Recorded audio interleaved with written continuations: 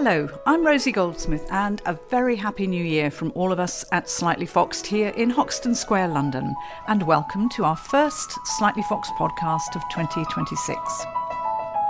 There are lots of excited hearts racing in the office today. Up to now, a racing heart is the closest to racing that I've ever got. I confess that I'm not a horse racing fan, and my BBC presenting jobs never involved racing commentaries. But perhaps today's guests will help change my mind. You'll all remember jockey and writer Dick Francis, quite simply horse racing royalty. He died in 2010, but left a legacy of remarkable racing achievements and over 40 books, thrillers with horses and racing at their heart, and they're all still in print. He was a phenomenon. We're delighted to welcome none other than Dick Francis's son, Felix Francis, himself a successful crime writer and champion of the Francis franchise, and Derek Thompson, Tommo, one of this country's most loved horse racing commentators for over the decades, the BBC, ITV, Channel 4 and Sky, and he's a long-term friend of the Francis family. Welcome to you both. It's great to have you here. Really looking forward to this and to some tips on how to write thrillers and also how to do good racing comedy. Well, also tips for some winners as well. Yes. Honestly. We need this boost at the beginning of the year, I can tell you. A little bit of more money in the coffers would also help. So we're going to be discussing the life and work of the great late Dick Francis, and hopefully we'll get all these tips as well from Felix and Derek. Joining us around the table, as usual, are Slightly Foxed publishers and editors Gail Purkis and Hazel Wood. Hello to both of you. Hello. Happy New Year. And to you. Now, Gail, I think you're the Dick Francis super fan, aren't you? Have you read them all? I don't think I've read them all, but I've read an awful lot of them and reread a lot of them. Gosh. As well. Gosh. And they're my go-to comfort reading when I've got flu or just feeling a bit tired or just want some escapism. And I just love them. Gosh, so your heart will definitely be racing a little bit faster through this one. We'll be relying on you, I think. And what about you, Hazel? Are you racing or a... No, I'm not really, but I've learned a lot. You've read a few for the podcast. I've read a few, but I think it's a bit of my brain missing. I can never work out quite how the end is reached. But anyway, sorry about that. Poor Felix and Derek, they've got a lot to contend with us. Sorry about this. The horse who wins is the one who crosses the line first. Always remember that. No, I mean in the books I can't work it out. Felix. My problem is that I know who's going to win the race before it starts when it's in the book. Yes. And it's always a bit of a shock when I go to the races and I've realised that I don't know who's going to win. Exactly. Yes. That's for thrillers as well. You should always know who's committed the crime, I suppose. Derek and Felix, do forgive me if I first catch up with Gail and Hazel to find out what the Slightly Foxed team have been up to since we last met 3 months ago and what you have in store for 2026. Gail? Yeah, well, the office is recovering from Christmas, which was a bit of a whirlwind, as it always is. But we've cleared the decks and we are looking forward to reissuing a lovely childhood memoir in March by Robert Westall, who wrote The Machine Gunners, which won the Carnegie Medal, and he wrote a lot of other children's books. He was born in Tyneside and grew up there during the war, which is where The Machine Gunners is set. And he was obviously a very clever boy and ended up going to grammar school. But his account, it's called The Making of Me, is just a marvellous evocation of boyhood during that time, growing up and learning to write. And the memoir is it's charming and it's funny and it's thoughtful. So that's the book. That sounds really good writer. So what have you got, Hazel? Well, to tell us. I think Gail's going to tell us about the spring issue, aren't you? Yes, so the spring issue has gone off to the printers, and there's a lovely piece on Cecil Beaton's diaries. We've got a piece on a novel by Penelope Fitzgerald called Offshore. Bruce Chatwin on The Black Hill, which we haven't had anything on Bruce Chatwin so far, so I'm pleased about that. A lovely book about the River Wye by Robert Gibbings, who founded the Golden Cockerel Press and was a wood engraver. And will you have any of the wood engravings on the cover? We will have wood engravings in the article, yes. Yes. And then beautiful children's book by Andre Maurois called Fatty Puffs and Thinifers, which is just charming and very entertaining. It's a delight. So yeah, lots of good things in the issue. That's And wonderful. a very beautiful cover of a wood on Dartmoor called Wistman's Wood, which is one of the last bits of ancient forest, temperate rainforest in Britain. And the painting is by Andrew Gifford. So yeah, full of good things for What I'd spring. just like to mention Hazel, also do go ahead, that yeah. we were talking recently about the fact that some of our best pieces have come from our writers' competitions, and we thought it was about time for another one. So in the spring issue, we're advertising it. The details will be on the website. You don't have to get the piece in until the 1st of September, so there's the whole of the summer to let the creative juices flow. So we're looking forward to getting some nice 1,500-word pieces, and there's a prize, and the pieces will appear in Slightly Foxed. So we're looking You never forward. know, one day never maybe know. on a Slightly Fox podcast. Yes, That's precisely. really, really lovely to hear. I mean, and each time you talk about, the months ahead, there's something new for me to discover as well. And I love this combination of the covers and the artwork and the writing.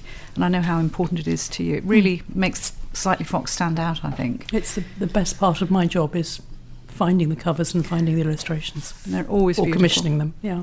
Thank you so much, Gail and Hazel. Now, welcome back to Felix Francis and Derek Thompson, and back to the story of Dick Francis, and what a story it is. A young lad who left school at 15 with no qualifications, who became a champion jockey, the Queen Mother's personal jockey, no less, and friends with the late Queen and Queen Mother. When he gave up professional racing, Dick Francis then enjoyed a second career as a best-selling novelist, writing over 40 books in as many years and selling over 60 million copies worldwide. He was also a racing correspondent for the Sunday Express, and during the war had served as an RAF pilot. Dick Francis was 89 when he died in 2010. And I remember the national outpouring of grief and admiration. It was the death of a legend. Felix, what was it about your dad, about Dick Francis, that made him such a popular national figure?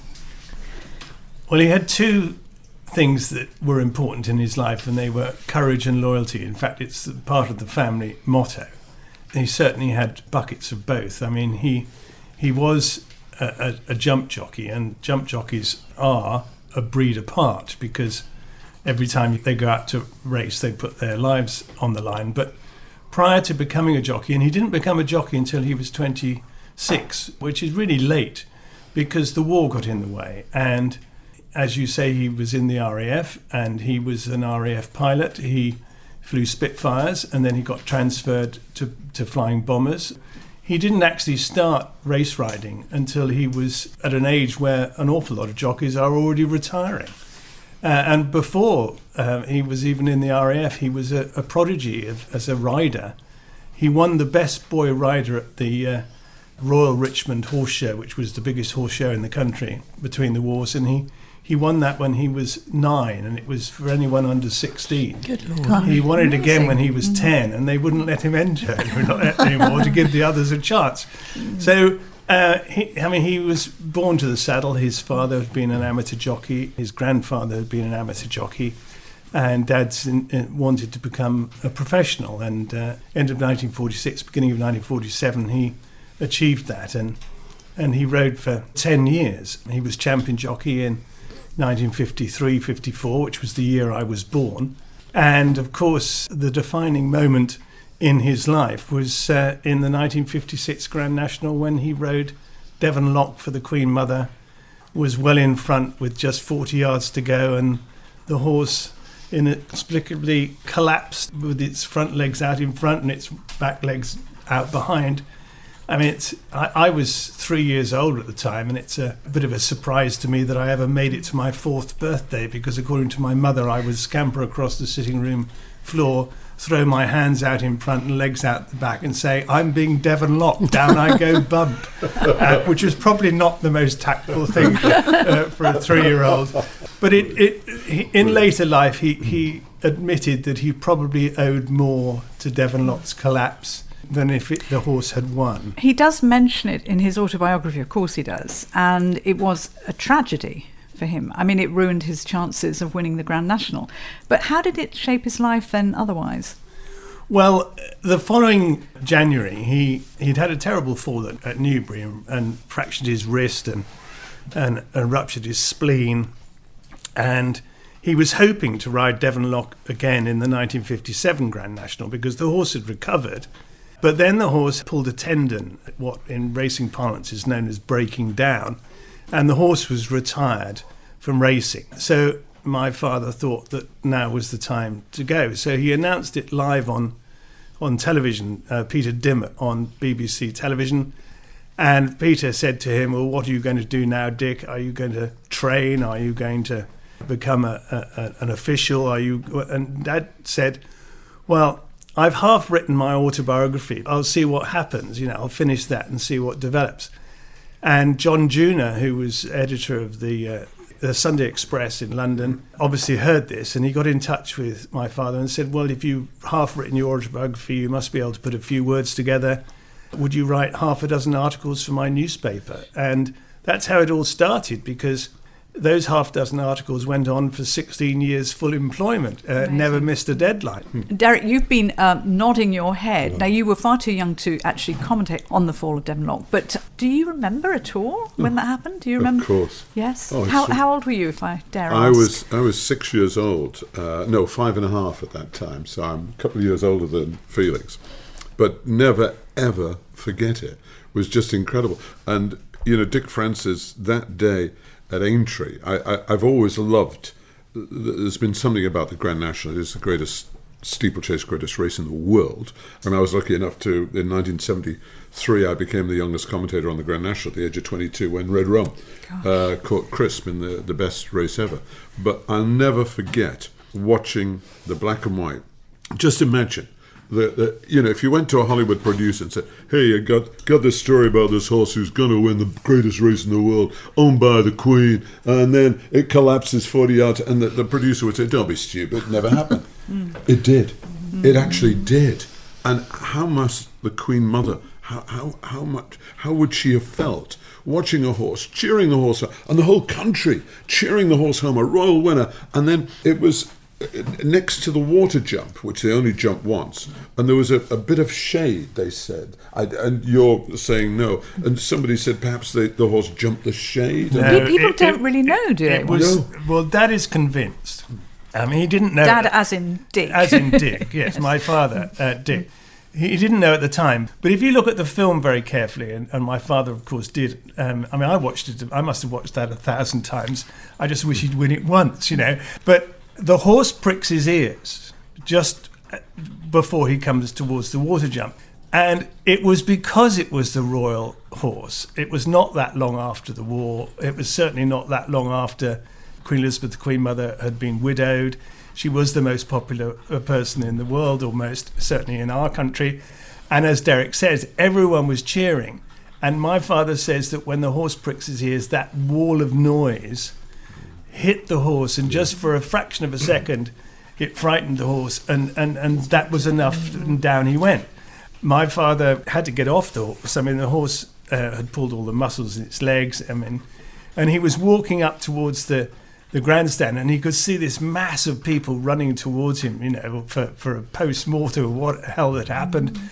And an ambulance came up the track, and the driver wound down his window, and he said, hop in the back, mate. And my father said he'd never been so pleased in his life to get in an ambulance. And the ambulance took him round to the weighing room. And then Peter Caslett, who was the horse's trainer, came in and said to my father, well, we better go and see the royal party. And Dad thought he was going to get sent to the Tower. And he went up, and there was the Queen and the Queen Mother, just my father and Peter Caslett, just the four of them. And the Queen Mother said, well, what happened, Dick? And he said, well, I really don't know. He said the horse didn't jump, it didn't bunch to jump, it wasn't as if he'd jumped a shadow, there wasn't any sunshine on that day. And the Queen Mother looked at him and said, well, Dick, that's racing. And my goodness, it was. And And it actually cemented a lifelong friendship between the Queen Mother and my father. It was Derek, interesting. yeah. If that happened now, that'd be front page news around the world. We're still Gail. talking about it, aren't we? Yeah, So, well, you know. Agreed. I mean, the race is 4.5 miles, and he was literally 40 yards away from winning. I think we can all sort of feel that pain now. I mean, can. you're You relating it But, so but well, in a Gail. sense, we've all benefited from it, tragically, Because of the books. because he then Yes. went on to write these True. wonderful on. books. It was a disaster at the time, obviously. And What a life lesson, though, too, really. I He mean, had for all of incredible- you. Hazel. I don't know, sort of joie de vivre almost. And I did watch an interview with I think he was a Australian commentator interviewing your dad, and he said, aren't you absolutely terrified before you go out onto the course? And he said, no, absolutely not. You're always thinking of winning. well, the jockeys are, and I get into trouble for saying this, but I always think they're a bit like habitual criminals. And Oh, that's why he became a thriller writer. Right. only insofar that the jump jockey, when he goes out to race, in whatever race, always believes he's going to get round. If he had any sense about him, he'd realise that past experience was likely to be a predictor of future occurrence. And I mean, my father broke so many bones in his body. He broke his collarbone 6 times on each side for a start. And as he said, he never counted ribs. But a habitual criminal never learns from the fact that they get caught. And every time they go out to do a job, they think they won't get caught. Well, a jump jockey believes that they're going to get round.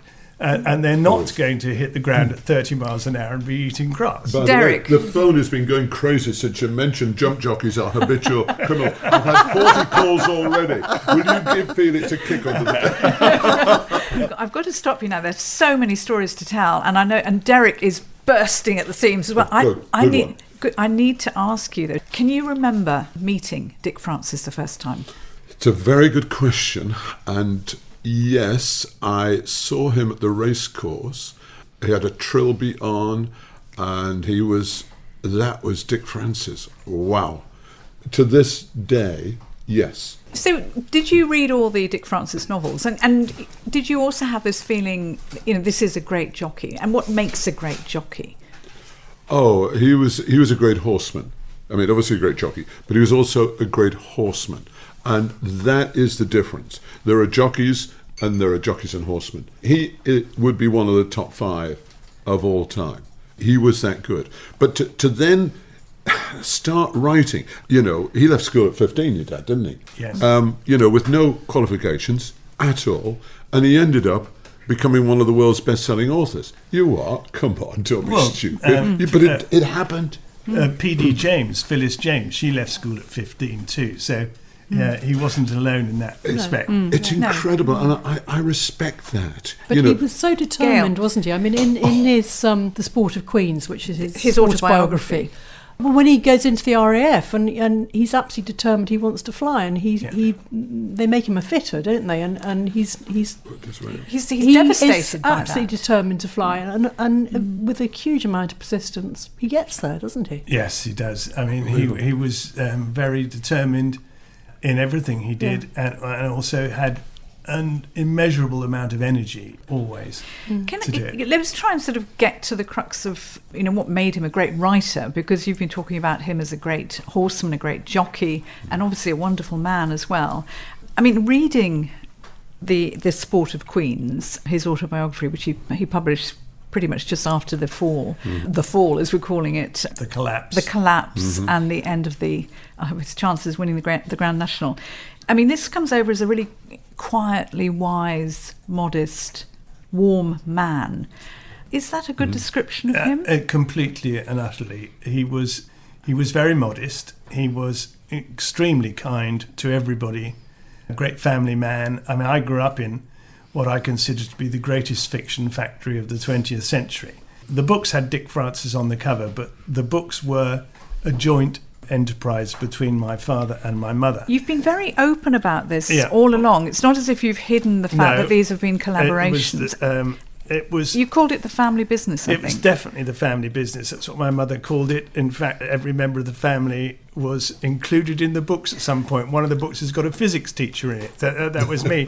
But stories used to pour out of my father like water over a waterfall. I mean, when I was at boarding school, he would send me a letter. He would send me and my brother letters every week. And one week, one of us would get the top copy, and the other one would get the carbon copy. And he never forgot whose turn it was. And they always had "Dear Felix" written in hand at the top and "Love Pop" at the bottom. And they would start off by saying, what he'd been doing, and they would turn into stories. I mean, he had an absolute passion for storytelling.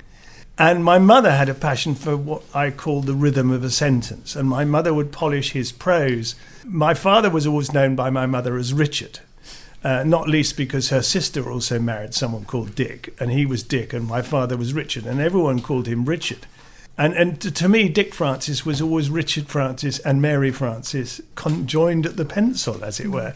And I mean, my father often said, even during my mother's lifetime, that he would have loved to have her name on the cover as well, but she wouldn't hear of it. She said Dick Francis is the two of us, and Dick Francis is the brand. And indeed now, my books have Felix Francis, but they also have a Dick Francis novel on, because to me, Dick Francis is a brand, and it's my choice to have that on the cover, not the publisher's. And it is because I feel that he is still as much a part of my books now as I feel part of all the previous ones. Incredible. Derek, tell me.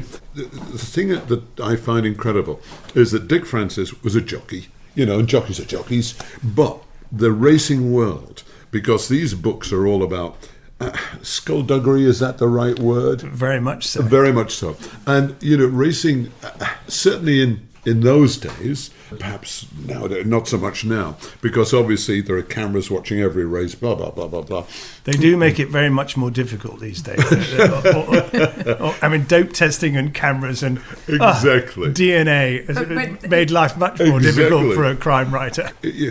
Racing is a sport which brings royalty together with the man who hasn't got a job. It's the great leveller. Oh, it's for the, the national psyche. Oh, it's an incredible sport. But there's something I'm really proud of about my father, and I'm very proud of it about my own writing, and that is that, yes, they're about skullduggery, but we never write racing down.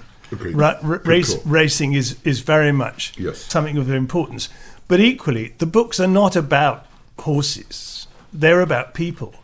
Racing is simply the canvas against which I write the story, and my father did it for me. And it's a wonderful canvas because, as Derek says, the royalty and the man in the street go racing. It's highly competitive. There's lots of money around, a lot of it in cash. Everyone is trying to get an edge on everyone else. Everyone is trying to win. And some people will go to lengths where they're illegally trying to get an edge. I mean, most of that occurs in my books and my father's books. I like to think that racing is a lot straighter than exists inside the Francis, inside the covers. Well, of course it is. I think it is. I think it is. I think it is now. I'm not so sure it was when my father started writing. But racing is becoming a much more of a young person's activity. And if you go to Cheltenham, there's lots of people in their 20s and 30s, whereas I think if you go back 50 years, they were all 10 or 15 years older. I don't think the young people would come into racing if they didn't consider it was straight. But do you think that young people are as interested in reading your father's books? I read Dead Cert, which was the one that we've all mentioned, Derek as well, which was the first book, and it just feels so quaint, and it's early days obviously, and there wasn't much technology, and as you say, there was lots of cash, and women were women, and there were definitely no female jockeys at that time. And whereas when you're writing, of course, your latest book, there is a female jockey. Dark Horse is about a female jockey. Yes. So much has changed, and I just wonder whether it's difficult for young people to tune into what your father was writing about in those days. I think that partly the young people don't read as much today as they used to, because there's too many other things that are they're at a touch of a screen and so on. But I do have a number of young people who have read the books, and they love them. I mean, they do love them, and the characters always tend to be younger. I mean, in Dark Horse, that's your latest novel. Imogen Duffy, the Irish jockey, she's 22, and I'm trying to write as a 22-year-old in the first-person narrative, and a woman. I have used a woman before in one book, but mostly they're men. I think that the trick is getting people to open the book in the first place.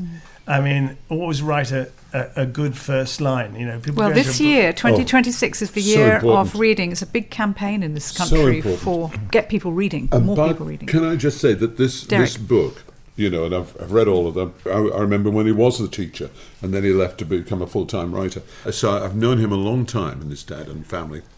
I read it in 2 days. What was it, about 250 pages? And 400. 400. So I couldn't stop reading it. It is one. I know you say you couldn't put it down and all that. We've heard that before, but I couldn't put it down. I had a book, I didn't write it, but somebody wrote it for me, called Too Busy to Die. Can I just roll back on that? Because this is really important to bring in you as a writer, I think, actually. I mean, no, Derek, you've written your own autobiography with some help, as you say, Too Busy to Die. Now that's one hell of a title as well, but to read from the blurb of the book, you understand not only horses but writers as well. And you know, that combination which Dick Francis had so brilliantly, you know, what is so attractive to writers about horse racing and vice versa? I mean, what is that combination? It's just a wonderful combination, and with me working in it, having worked in racing all my life, I feel as if I know the characters. I know, I can't say, but I know who that was based on, who that was based. I think I know. I've narrowed it down to one or two people. My book, Too Busy to Die, and the reason I mentioned that is because people said, "Why should I read your book, Tommo?" I said, because you're guaranteed to fall asleep within 5 pages. So it's a real good way of going to sleep at night, and you'll be snoring your head off.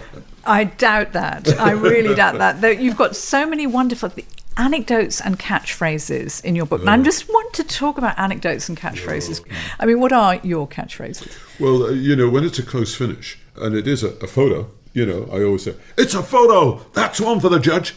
And, it's true, because, you know, you think you can work it out which nose is in front. But if you do call it wrong, that doesn't go down very well. So I always call it a photo. If it is a photo, it's a photo finish. And the judge then go, photo finish, and people are waiting, and here's the result, the photo finish, first number, and there's a great big cheer, or whatever, if you back that one. So I always tried to make racing exciting. That's a natural thing, isn't it? It is exciting, yes. It's a lot more exciting than sitting in a quiet room on your own writing. I mean, as you said, I was a physics teacher. Becoming an author was really a bit of a mistake. I was also managing my father's affairs, which meant everything from doing the investments to changing the light bulbs. And is that because you wanted to, or because you had to? You felt you had to do that for your parents? Well, it was a big switch for you. When I was teaching, my parents had moved to America, and my mother's health wasn't good. My mother had polio when she was 26, and it left her breathing difficulties. And in the winter here, she would be really ill. She'd take to her bed in October, and she wouldn't appear until April. And one year they went and spent time in Penang. Dad was writing the Leicester biography. He wrote a biography of Lester Piggott. Yes, and Lester said, "Well, if you want to come and talk to me, I spend a month in Penang after the end of the flat racing season here, and if you want to talk to me, you're going to have to come there." And so my parents went out there, and my mother wasn't ill at all the whole of that winter. And they said that they're going to try and find somewhere warm to spend the winters. And they went to Florida. And in the end, they moved to Florida and sold up here. And my father now had tax pay in the United States. And I was out there on holiday with my wife and children. And my mother said, "Your father's having difficulty getting things ready for the accountant. Would you help him?" And so I went in and I said, "Come on, Dad, I'll help you. It can't be that difficult." Famous last words. It was incredibly difficult, and I spent most of the holiday working for him. And thereafter, during half terms and school holidays, I'd fly out to Florida and help him prepare because he had to do quarterly tax returns. Then I was head of science at Bloxham School. They brought in the national curriculum, GCSEs, assessments, and I said to my father, I can't do this anymore. What you need is a manager. And he said, would I be prepared to give up my day job? And I said, well, you don't pay me for what I do for you. And he said, I'll pay you twice what you're getting now. So Cool. it wasn't. Guess what? So it wasn't that difficult a decision. On the other hand, my father was, by this time, he was 70 years old, and I was giving up a career. So I said the condition was there'll be at least 5 more books. Well, in fact, there were 10. So that was great. My father and mother decided to retire. Actually, they wanted to retire in 1999. Do you mean, in other words, give up writing books? Give up writing books. Give up researching books in your mother's case, because she was a brilliant researcher. They went to Ascot to see the Queen Mother and to give her a copy of the latest book. This was at the meeting at the end of July. And my father had often said to the Queen Mother, can I dedicate a book to you, ma'am? And she would wave her long finger at him and say, only when I'm 100. And so in 1999, my father presented her with this book. I think it was £10 penalty, and was about to say, this is the last one, because we are retiring. And she said, I'm so looking forward to my book next year. And I remember driving my parents home that day, and they were going, oh, God, we've got to do it again. And so they did it again, and the book was shattered. And by God, it was well named. The title of the book was shattered. The title of the book was shattered, and by God, it was well named, because by this time they had moved down to the Caribbean, and I went out to collect the manuscript, and I got there with a week to go before the deadline, and it was only 2/3 written. Oh, and I goodness. literally sat down at the dining room table, and I wrote the last third. Did you type it, or is it handwritten? I typed it. Yeah. Dad used to handwrite it and then type it, but I typed it straight onto computer. And the book went in, and no one knew, no one was told, no one noticed the difference. And then they announced their retirement in September of the year 2000, beginning of September when the book was published. And it definitely was one book too far, because my mother died of a heart attack at the end of that month. Oh. So her long and happy This is retirement. the year 2000. The year 2000.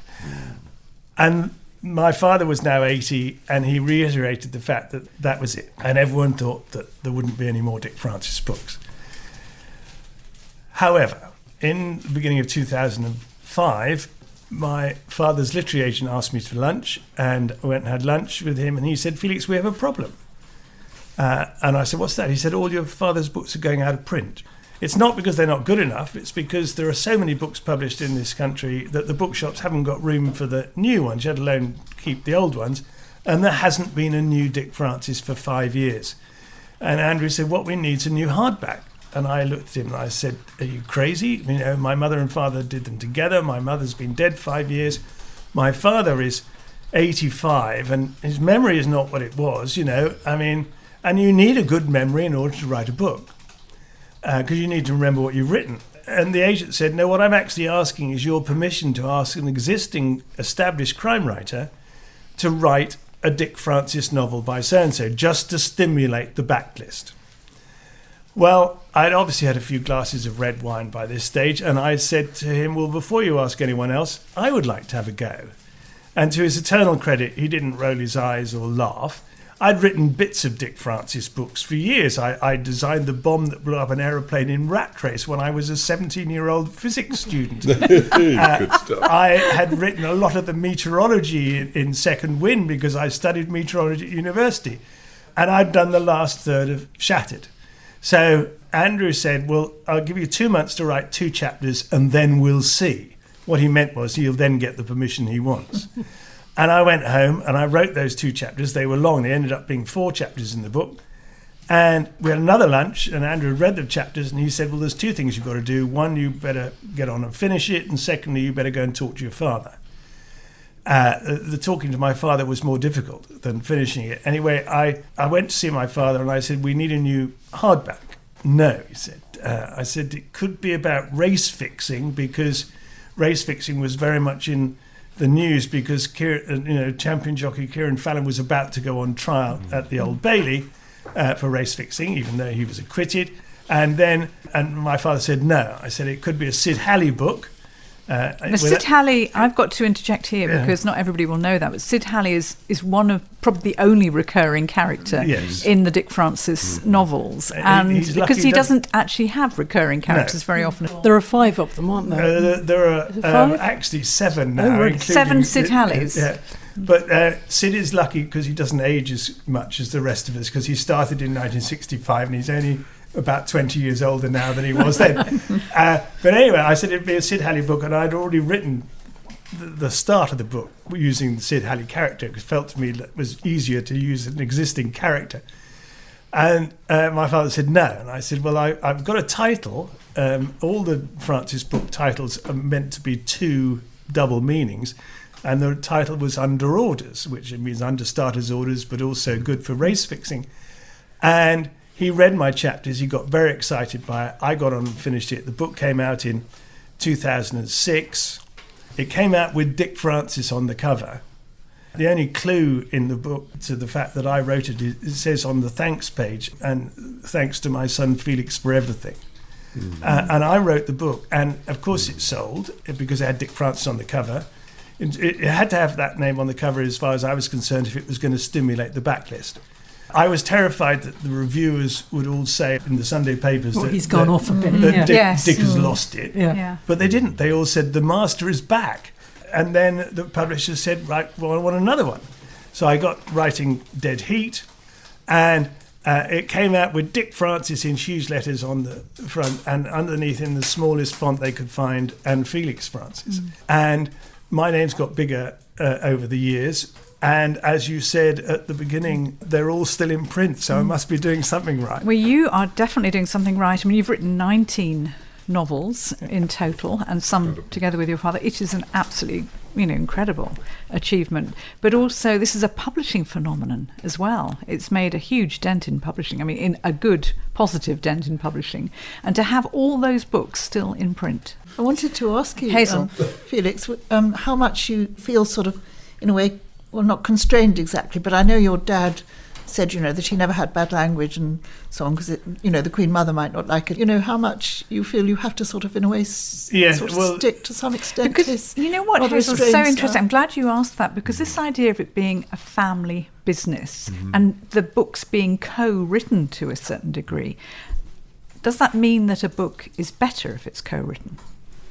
I mean, how do you explain this collaboration, all these different aspects we've been discussing? Do they make better books? I don't know the answer to that. I grew up with them. I would read them as they were being written a lot during the 1980s and 90s in particular. I think that discussion between my parents helped the book. I mean, I can remember as a child the discussion over the breakfast table would not be on who's doing the school run today, but would be, could Sid Halley survive the night with a 38 slug in his guts with his blood dripping through a crack in the linoleum floor? Wow. So it was, there was a lot of discussion. I discuss my plots with my wife, and I get her feedback from it. And Debbie is very good. Just before the book goes in, she reads the whole book out loud. We print out 2 copies. And we spend 3 days, and she reads the whole book from start to finish out loud while I follow it. Wow. And I make notes and things. And I reckon if I can get it past her, I can get it past my editor without any problem. What Hazel was asking too, whether you ever feel constrained by the fact that, Dick Francis, your father, was this great, horseman, but also racing legend and so on. Are there any sort of formulae or structures even? Or that he actually had any particular rules, by which he... Yes. Was he strict about that? Certainly, as you said, I remember the Queen Mother said to him once, Dick, you're getting a bit bloodthirsty.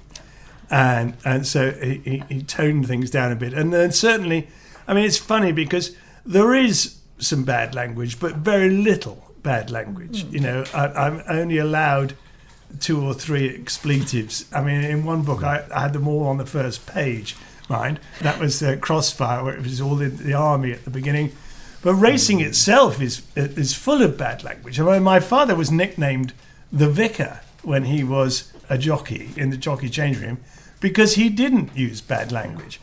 So as much as some of the others. Anyway, so there were constraints in that part. And yes, when I finish the book, I do a word count, how many bloodies appear, and I take out some of them.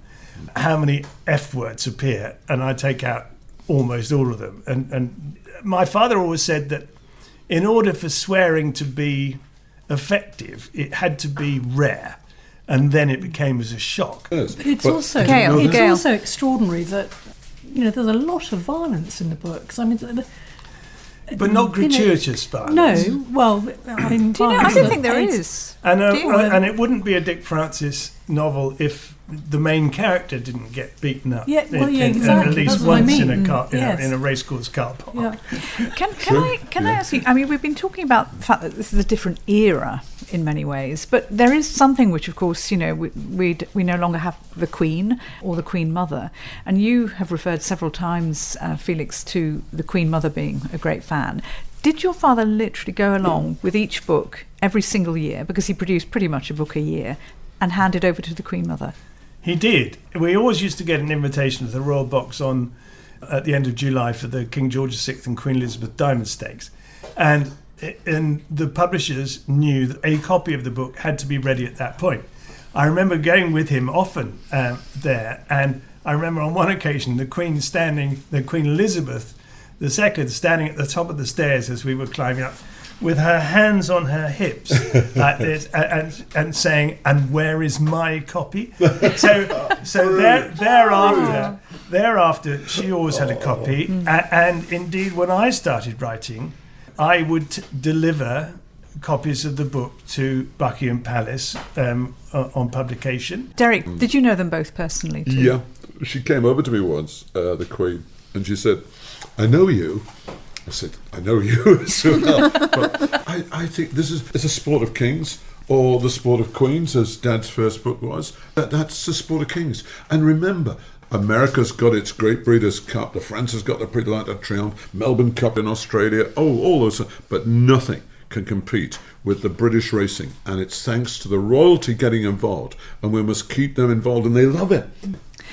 This idea of you can be a good horseman. Obviously, to be a good horseman, to be a good jockey, to be a good writer, all those things don't come naturally to everybody, to all of us. And I must say, Derek, to come back to you, I mean, to be a good racing commentator is really difficult.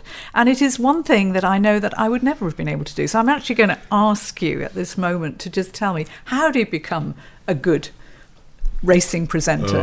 Well, there's only 19 of us in the country. I think it's probably the most exclusive club going, but we never think that. We just go to the races and when I was 5 years old, I used to get my pens out and I would colour the horses and turn the sound down on BBC television and do the commentary. And my dad took me to the races at Stockton when I was 5 years old, and we backed all 5 winners. That's how many races there were in those days. And I can still remember the horses, tell you the horses' names, etc. And we won £4, 17 shillings and sixpence, which was in those days was a lot of money. And I thought, wow, this is good. And to this day, I remember when I was coming out of a betting shop, I bumped into the headmaster one day when I should have been at school. And I thought, oh no, this is it, I'm finished. I was counting my money, counting the pound notes. And he turned around and said, "Thompson, I don't mind you going into betting shops as long as you tell me what's going to win. Now get back to school." And he could have finished me, and I was obviously too young, but he didn't. And it's things like that. I learned more about life. Then when I left school, I went to work in a racing stable, and you learn, you watch, and you're amazed, But how do you actually? It's such a gift of eloquence. It was my father started the commentary at the point, and I used to help him. And at the age of 15, halfway round a race, he turned the microphone off, handed it to me and said, "I can't see them anymore. My eyes have gone. Take over." So I took over the mic, switched it on. So they go towards the next on the far side, and it's still brilliant girl in the lead, blah, blah, blah. And that's how it started. I wrote Felix. a book called Bloodline, where my main character was a race caller and worked for Channel 4 Racing, as it was in those days. And I spent a lot of time with one of Derek's great mates and colleagues, Mike Cattermole. And I mean, the first line of the book is, "They're off." And he's commentating on a race at Lingfield Park. I've shadowed Mike for about a week. And I tell you what, writing books is easier than what they do. I said to him, "Did you learn all the colours the night before?" He said, "Oh no, I go and look at them in the parade ring, and I have the colours there, but I learn them just before the race." And what they do, I mean, I've tried to do it. I tried to do what Derek did, which was turn the sound down and commentate myself. Hopeless. I'm going to stop you there because I want to ask, I mean, Derek, are you going to indulge us in a little thing we'd like to do with you, if you'd be so kind? Now, we want to bring it back to asking everybody what their favourite Dick Francis or Felix Francis novels are. We'll be very open about that. And we have quite a few to choose from. And we were wondering, because we've got a printout here of all the books, and we were wondering whether you would give us a mock racing commentary. You actually read out all the titles and in your inimitable way, thereby giving me some tips on how to speak very fast with many words in one sentence as possible. And we thought we'd love to hear that. And then we'll go around the table and ask everybody at the very end of our podcast what they think is their favourite book. Okay, they're being called in. They're being called in for the Dick Francis Grand National.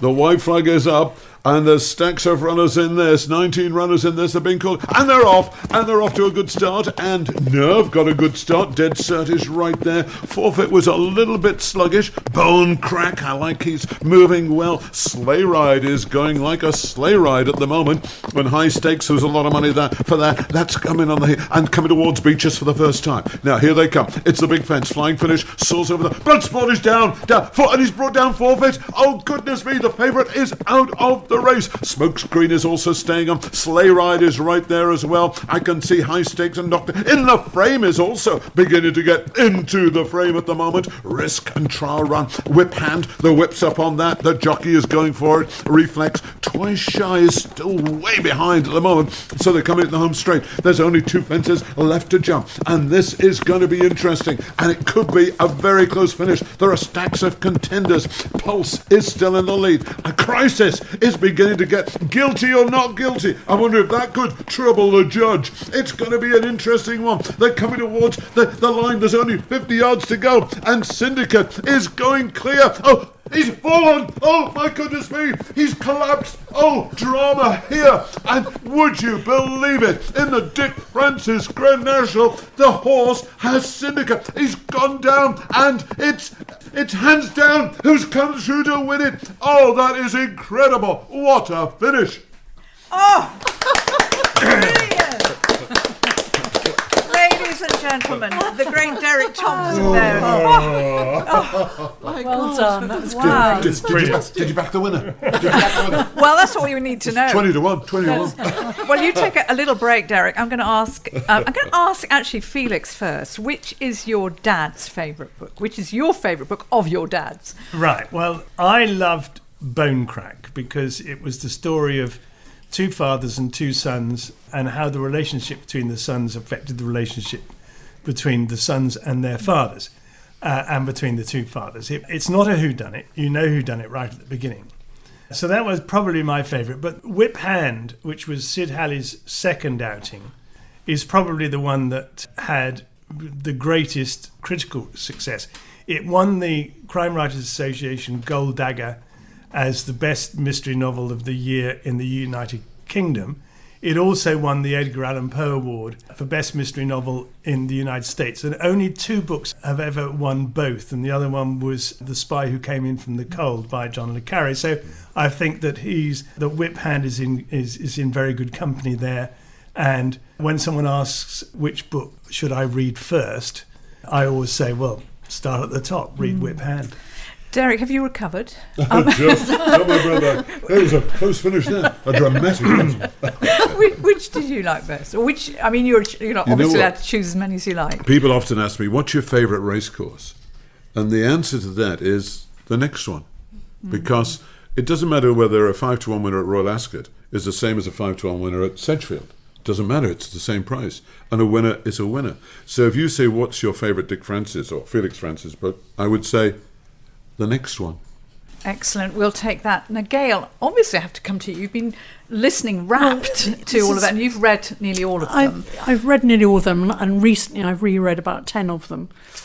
And the one I particularly liked of the recent batch is High Stakes, which involves swapping horses, and it's just very, very clever and very inventive. Swapping horses so in a race. The character, actually, this is one of the many reasons I enjoyed Dick Francis.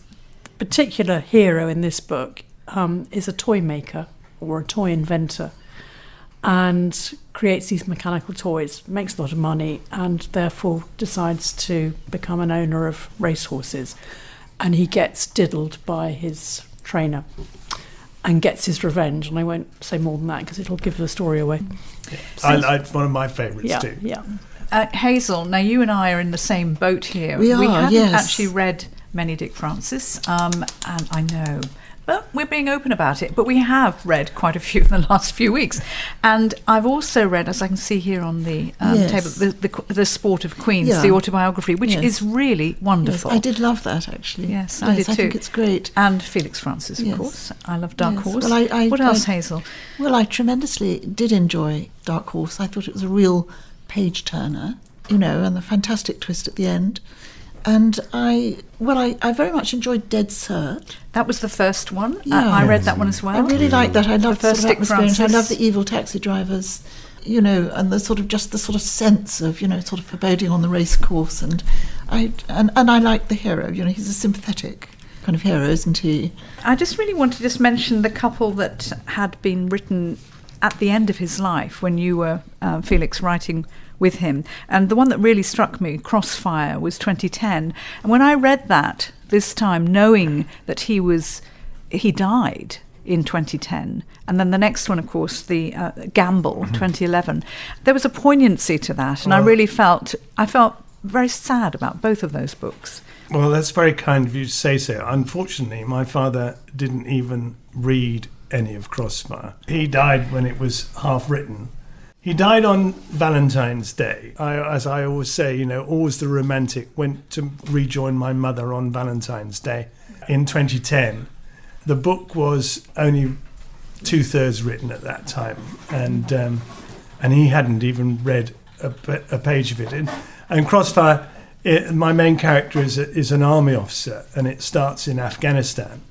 My character loses his leg, he loses his foot in an IED explosion in Afghanistan. So the book is very much about him coming to terms with his injury and the fact that it means that his army career is over and he's got nowhere to go. So he goes back to live with his mother and stepfather, and his mother's a trainer, and he discovers all sorts of things going on, and so he becomes the investigator. I enjoyed writing the book hugely. There was quite a few bodies appear at various stages during the book, and my character was the only trained killer, and he was the one who didn't kill anybody in the book. So I enjoyed playing around with that.